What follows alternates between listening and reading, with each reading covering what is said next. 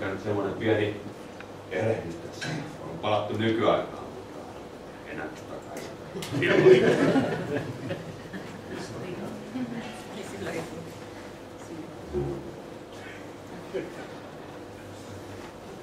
Eli äskeisen ajanjaksoon viitaten vuonna 1786 Sprengporten liittyy Katariina toisen kutsusta Venäjän palvelukseen. Vuosina 1788-1790 hän oli mukana Venäjän armeijassa sopimassa Ruotsia vastaan. Omaa joukko-osastoa hänelle ei annettu, vaan hän toimi eräänlaisena poliittisena upseerina.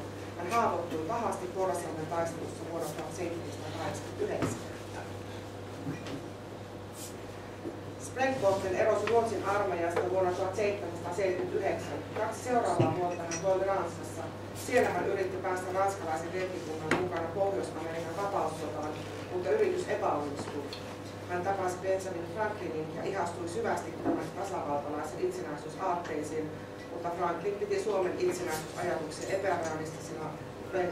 Sprengporten palasi Suomeen vuonna 1781.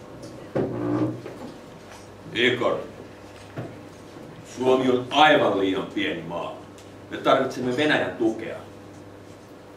Mitä sinä tekisit, jos esimerkiksi tanskalaiset tulisivat tänne? Menisin Liivimaalle takaisin. Suomalainen sotilas. Käpy. Sinun pitää kyllä ryhdistäytyä ja paljon. Ruotsalainen. Sä puhut yhtä huonosti suomea kuin minä ruotsia. Kyllä.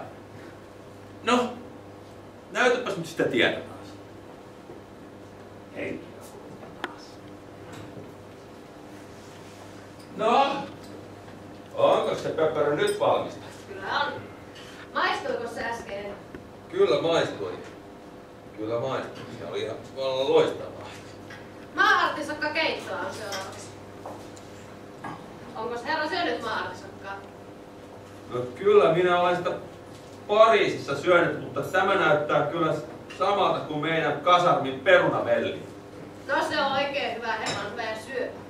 Lisäksi siinä on ohrarieskaa. Tämähän maistuu hyvälle. Kyllä Igor, säkin tykkäisit, että sais maistaa.